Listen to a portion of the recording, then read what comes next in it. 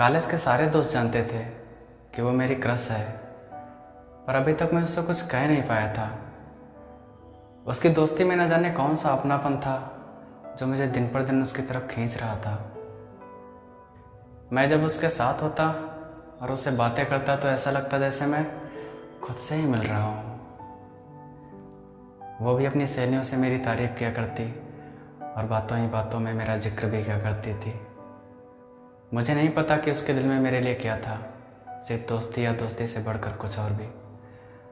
हाँ, पर मुझसे बात करने के लिए उसका नए नए बहाने करके मेरे पास आना और क्लास में सबसे ज़्यादा मुझ में दिलचस्पी दिखाना सिर्फ एक दोस्ती तक तो नहीं सीमित हो सकता।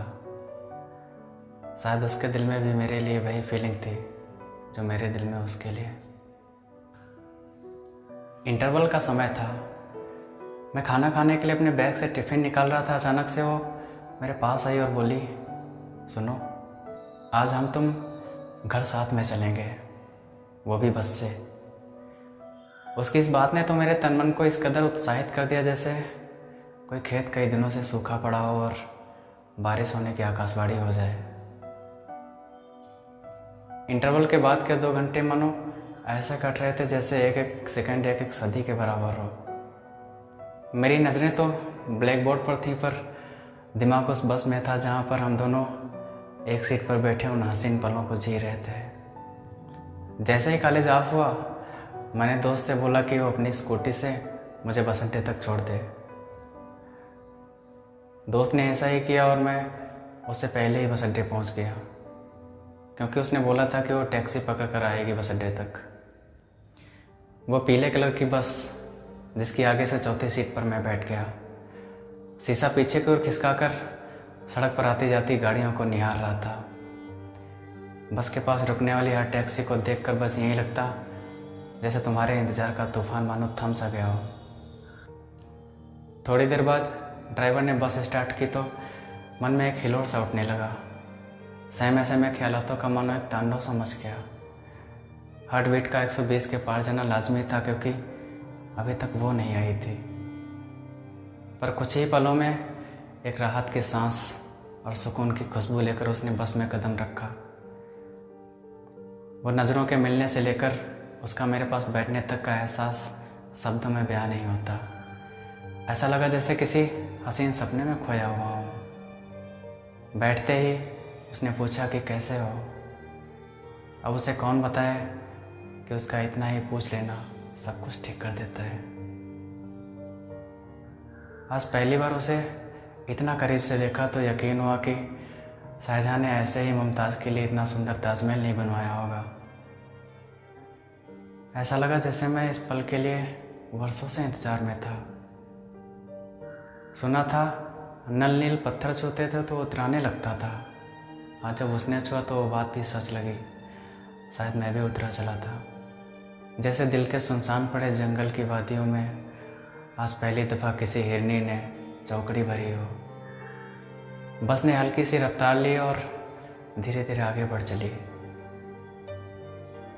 आज दिलो दिमाग उसकी मौजूदगी में इतना खोया हुआ था कि बस में उसके सिवा कोई और नज़र ही नहीं आ रहा था। बस की भीड़ से कहीं बहुत दूर हम एक दूसरे में खोए हुए थे, एक दूसरे को पाने के लिए।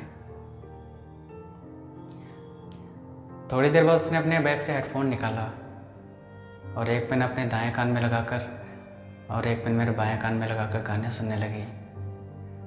पर आज पता नहीं क्यों उस गाने की खनक आज मेरे कानों में नहीं गूंज रही थी। ऐसा लग रहा था जैसे हम दोनों एक दूसरे के दिल के संदेशों का आदान प्रदान कर रहे हों, जैसे धीरे धीरे वो मेरे दिल के रास्ते मेरी रूह में दाखिल हो रही हो।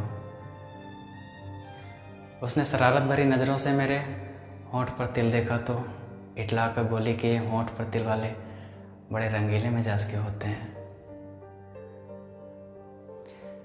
मैं बड़ी मासूमियत से उसकी खूबसूरती को निहार रहा था। उसके दुपट्टे में लगी सेफ्टी पिन ने जैसे उसके चेहरे की लाजो शर्म को रोक रखा हो। बस की खिड़कियों से आती हुई कमजोर हवाओं का उसकी जुल्फ़ों से टकराना और उसकी जुल्फ़ों का लहराकर उसके रुखसारों पर बिखर जाना कसम से दिल का कत्ल सा कर जाती थी। वो कुछ बचकानी बातें कर रही थी, पर उसके लरसते होंठों के छलकते मकरंद की कशिश से जब मैं बाहर निकलता तब तो उसकी बातें सुनता। बस धीरे धीरे आगे बढ़ रही थी और हम प्यार के सफ़र में एक एक पायदान ऊपर चढ़ रहे थे। उसने अपना हाथ मेरे हाथ में रखा तो मैं पागल मन ही मन मुस्कुराया और उसकी उंगलियों से अपनी उंगलियां फंसाकर बोला कि मैं तुम्हें हमेशा ऐसे ही पकड़ कर रखना चाहता हूँ, जैसे पेड़ की जड़ें मिट्टी को कस के पकड़ कर रखती हैं, इस उम्मीद से कि अगर मिट्टी को तनिक भी ढीला छोड़ा तो पेड़ गिर जाएगा। मैं उसे सीने से लगाकर उसकी सांसों में उतर जाना चाहता था, फिर कोई प्यास अधूरी ना रह जाए, इसलिए उसके प्यार में हद से गुजर जाना चाहता था, उसे अपना बनाना चाहता था। मैं उसे खुद को सौंप कर उसके पहलू में ज़िंदगी जीने की ख्वाहिशों को संजो ही रहा था कि अचानक बस ने ब्रेक ली। बाहर झांक कर देखा तो दिल अचानक से मानो बैठ सा गया। उसकी मंजिल आ गई थी। वो सीट से उठी और मेरे कंधे पर हाथ लगाकर बोली, सुनो, मैं जा रही हूँ, अपना ख्याल रखना।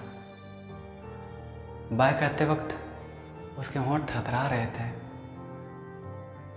मैं उसे रोकना चाहता था क्योंकि अभी और भी ढेर सारी बातें करने को बाकी रह गई थी, अभी और भी जीना बाकी रह गया था उसकी पनाह में, उसकी सांसों के पास।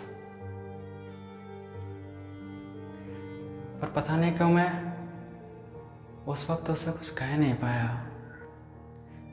ऐसा लग रहा था जैसे कोई मेरे जिस्म के अंदर हाथ डालकर मेरी रूह को खींचकर बाहर निकाल कर लिया जा रहा हो। बस से उतरते समय उसने पलट कर ऐसे देखा जैसे वो उसकी आखिरी मुलाकात हो। वो उतरी और हमेशा के लिए छोड़कर चली गई, ठीक उसी बस की तरह जो मुझे लौटकर कभी दोबारा नहीं मिली। और मैं कमबख्त आज भी हर सड़क के हर मोड़ पर खड़ा होकर उसी बस का इंतज़ार करता रहता हूँ, जिसमें काश वो सवार होकर आए और हमारे प्यार का सफ़र उस जगह से आगे बढ़ सके जहाँ पर वो छोड़ कर गई थी।